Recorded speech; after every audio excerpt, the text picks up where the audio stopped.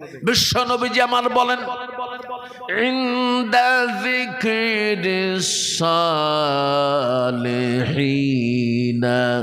তানজিলুর রাহমান।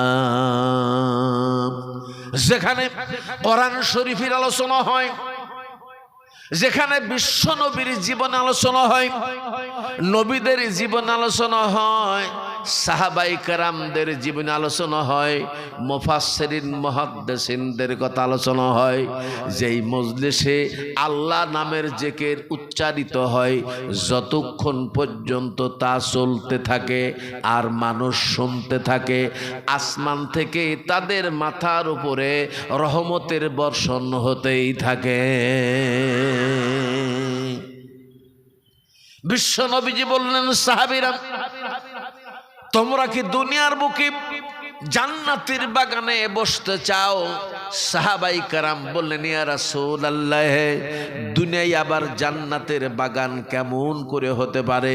নবীজি আমার বললেন, যেখানে কোরআন হাদিসের আলোচনা হয়, যেখানে আল্লাহর জিকির হয়, ওইটাই হলো দুনিয়ার বুকের জান্নাতের বাগান।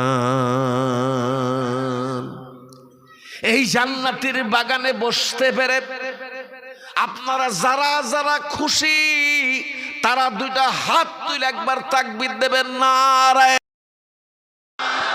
নারায়ে তাকবীর। হাতটা নামায়া ফেলি।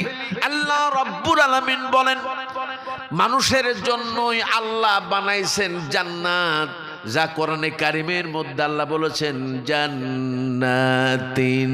পড়ুন না, জান্নাতিন তাজরি মিন তাহতিহাল আনহার।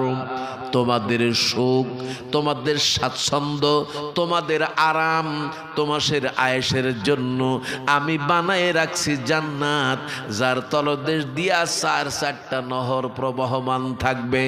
1 নম্বর স্বচ্ছ পানির নহর, 2 নম্বর দুধের নহর, 3 নম্বর মধুর নহর, আর 4 নম্বর থাকবে শারাবান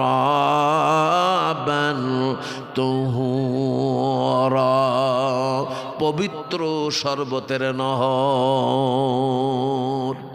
বান্দা জান্নাতের পানি পান করার জন্য আল্লাহর পক্ষ থেকে যখন অর্ডার হবে, বান্দা বলবে, আল্লাহ দুনিয়ার বুকে এই জাতীয় পানি তো অনেকবার আমরা খাইছি।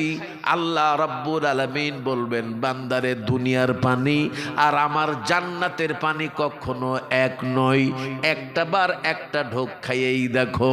বান্দা যখন জান্নাতের পানি একটা ঢোক খাইবেন, সাথে সাথে চিৎকার মেরে বলবেন, আল্লাহ অনেক পানি তো খাইছি, আমাদের জীবনে এই রকম সুমিষ্ট সুন্দর পানি আমাদের পান করি নাই। বিশ্ব নবীজি হাদিস শরীফের মধ্যে বলেছেন, আল্লাহ রাব্বুল আলামিন জান্নাতের মধ্যে তোমাদের জন্য এমন সব নিয়ামত নির্ধারণ করে রেখেছেন, যা তোমাদের চোখ কোনোদিন দেখে নাই, যা তোমাদের কান কোনোদিন শোনে নাই, যা তোমাদের অন্তর কোনোদিন অনুধাবন করে নাই। বান্দা জান্নাতের মধ্যে প্রবেশ করবে, তোমাদের কিছুই নাই, কোনো অভাব থাকবে না, তোমাদের চাইতে দেরি হবে, ওই সম্পদ তোমার কাছে পৌঁছাইতে আমার আল্লাহর 1 মুহূর্ত দেরি হবে না। জোরে বলেন সুবহানাল্লাহ। ওই সুন্দর জান্নাতে যাওয়ার আশা জোরে কোন আমার আপনার আছে না নাই? যাদের যাদের জান্নাতে যাওয়ার আশা আছে, তারা কাল বিলম্ব করবেন না, কার্পণ্য করবেন না, 2টা হাত আল্লাহু আকবার বলে আর একটা বারের জন্য তুলে দেবেন।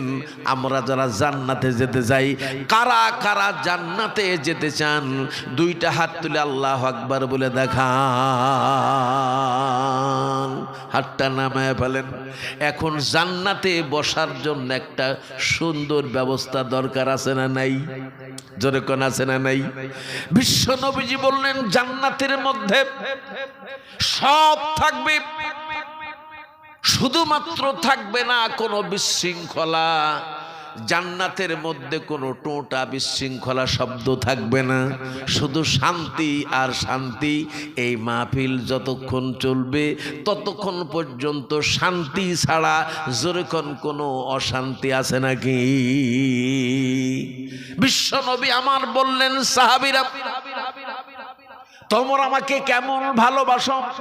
সাহাবায়ে কেরাম বলেন, ইয়া রাসূলুল্লাহ, জীবনের চাইতেও বেশি ভালোবাসি।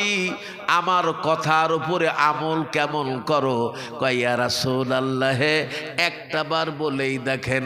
আল্লাহর নবী বললেন, তোমাদের সামনে যাদের জায়গাগুলি ফাঁকা, পেছন থেকে এসে তা পূরণ করে বসো। আল্লাহর নবীর বলতে দেরি হলো জান্নাতের বাগানের সুশোভিত বানানোর জন্য। আল্লাহর নবীর বলতে দেরি হলো কে কার আগে এসে সামনের জায়গাগুলা পূরণ করে বসলো। আমি দেখতে পাচ্ছি এই জান্নাতের বাগানে এখনো পর্যন্ত সামনে অনেকের জায়গা ফাঁকা আছে, আর ওই ফাঁকা জায়গাটা রাখলে শয়তান দখল করবে। আমরা জান্নাতের ভেতরে শয়তানকে কখনোই ঢুকতে দেব? যেরকম দেব। যদি ঢুকতে না দেই তাহলে সবাই একবার কলমা পড়ব আর আগায় আসবো, লা ইলাহা, খুব দ্রুত, লা ইলাহা, লা ইলাহা, লা ইলাহা ইল্লাল্লাহু মুহাম্মাদুর রাসূলুল্লাহ।